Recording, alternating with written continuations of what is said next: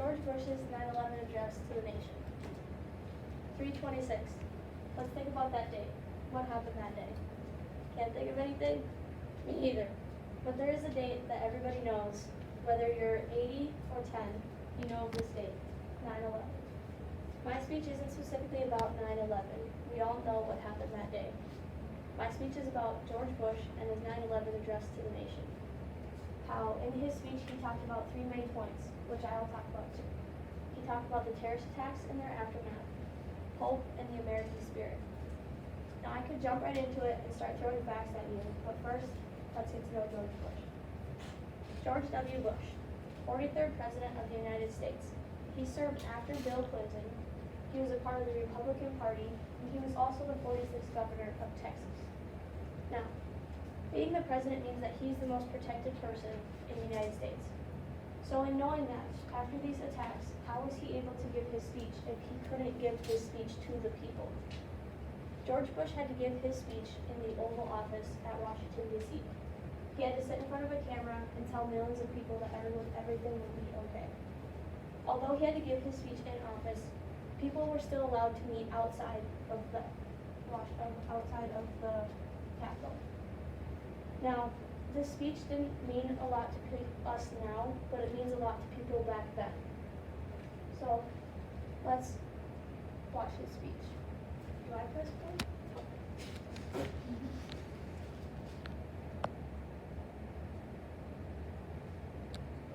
Our fellow citizens, our way of life, our very freedom came under attack in a series of deliberate and deadly terrorist acts.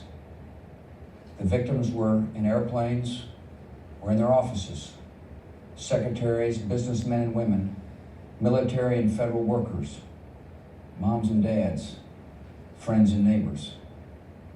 Thousands of lives were suddenly ended by evil, despicable acts of terror. The pictures of airplanes flying into buildings, fires burning, huge structures collapsing, have filled us with disbelief, terrible sadness, and a quiet, unyielding anger. These acts of mass murder were intended to frighten our nation into chaos and retreat. But they have failed. Our country is strong. A great people has been moved to defend a great nation. Terrorist attacks can shake the foundations of our biggest buildings, but they cannot touch the foundation of America. These acts shattered steel, but they cannot dent the steel of American resolve. America was targeted for attack because we're the brightest beacon for freedom and opportunity in the world. And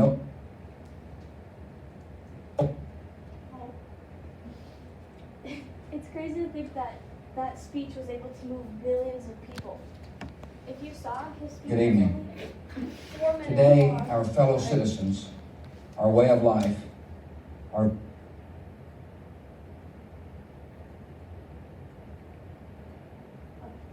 Okay, it's crazy to think that his speech was able to bring together millions of people. If you saw his speech was only 4 minutes long. So how did that impact people at that time? In the moment, his speech was able to bring together everyone. He was able to give people hope and reassurance. He was able to calm down people. In his speech, he said, "Being your president, I implemented the emergency response plan."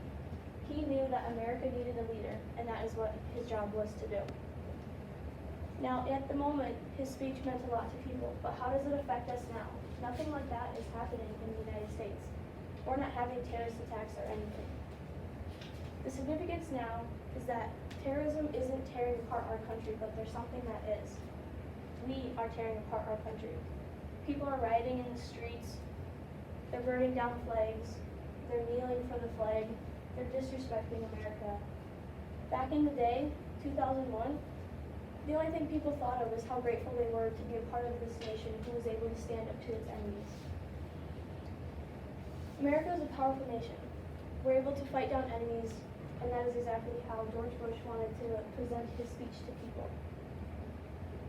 Why will his speech endure? This speech will go on because this is something in American history that hasn't happened before. Nobody knew how George Bush was going to react to his speech. They didn't didn't know if he was just going to sit in his desk. They didn't know anything. This speech was able to bring together people. He was able to give people hope. He was able to bring everyone as one nation. And that is something that needs to happen today. People think back, they're like, we need another leader to give us a speech so that we can come together as a nation. In George Bush's speech, he uses ethos, pathos, and logos. One way that he uses logos is by saying, America was targeted because we are the greatest beacon of freedom and opportunity. He's telling the people that we are a powerful nation. When you're going to get in a fight with somebody, you're not going to fight someone who's smaller than you. That just makes you look bad. You want to take down somebody who's bigger than you. So he's telling America that we are powerful because we are the biggest nation, and that is why we are being attacked. Another way he uses it is ethos. Ethos, he's collecting human values and international values. He's bringing people together as a community. One thing he says in his speech, he says, let us all come together and pray for those who we grieve. He's telling people to come together to be one as a nation. In his speech in Pathos, before the speech even started, I read an article that said people were waiting outside of the Capitol chanting USA, USA. People were so patriotic in the moment. They were also angry and agitated, scared, and frightful. One thing that he said, and the people who knocked down these buildings will hear of us soon. He wasn't creating fear for the people in America. He was creating fear for those outside of us who will ever attack us again. He wanted to bring together America and push all their agitated fear into something powerful. In George Bush's speech, he also uses his rhetorical devices. One of these devices is illusion. He says how America has beaten enemies before and will do it again.